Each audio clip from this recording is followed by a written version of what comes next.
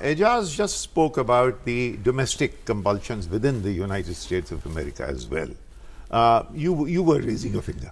Yeah, so I just wrote an article last week where I argued that a lot of the crisis in world politics today is precisely a role flux in America, where you have two parallel discourses or narratives. You have the discourse of exceptionalism and a superpower narrative that if America doesn't lead the world, no one else will, in Obama's words.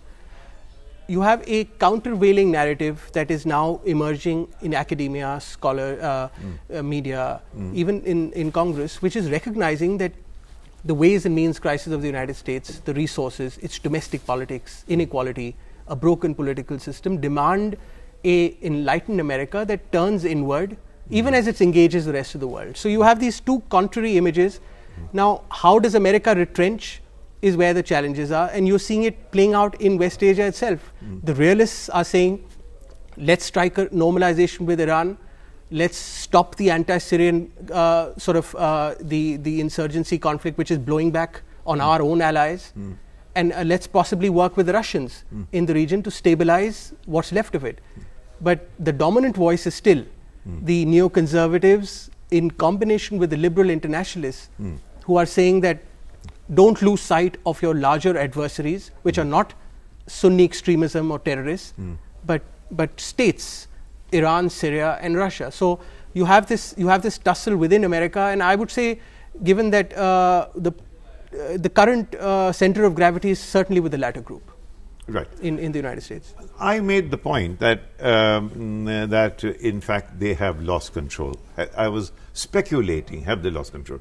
Because you said in your opening remark, Aijaz, you said that there is a great deal of anti-monarchic content in this particular document. Now, that precisely is the sort of stuff that would give the Saudi monarchy kittens. I mean, they would be extremely worried that this is something they had launched in Syria, is now expanded into something, an idea, and now they are going for the jugular of the monarchy, and nothing worries them more. Because you speak on that, because I have another question to ask. You know, everyone talks about the 1979 revolution in Iran, which happened in April. People forget that that was immediately followed up in November by the occupation and the siege of Mecca. I mean, when the Saudi state was absolutely on sixes and sevens, and they did not know what had hit them, and they chose to externalize the Shia-Sunni dimension of it rather than amplify the basic contradictions that were there. And those contradictions also pointed to an anti-monarchic streak when what was the fellow's name? Hammond OTB, who led that.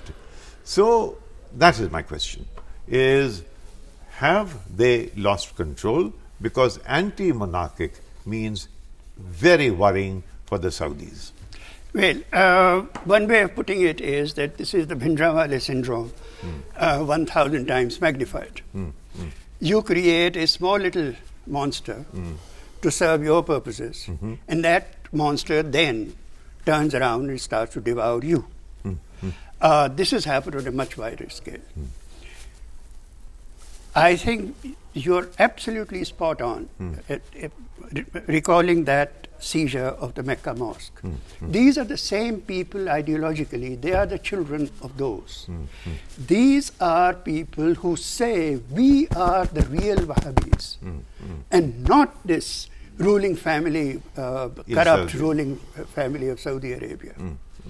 That is where Osama bin Laden turned both against the Americans and the Saudi royals, saying, you have put 500,000 Kafir soldiers on the holy land of Saudi Arabia. This is, you create a monster in order to achieve your objectives elsewhere, and then it turns on you. That's it. Now they're about to, it is said that one of the things they're considering is moving into Jordan, into Lebanon, into whatever. And now what you will see is that these people whom the Americans thought could manipulate will be close to the borders of Israel. Now, which way will that play?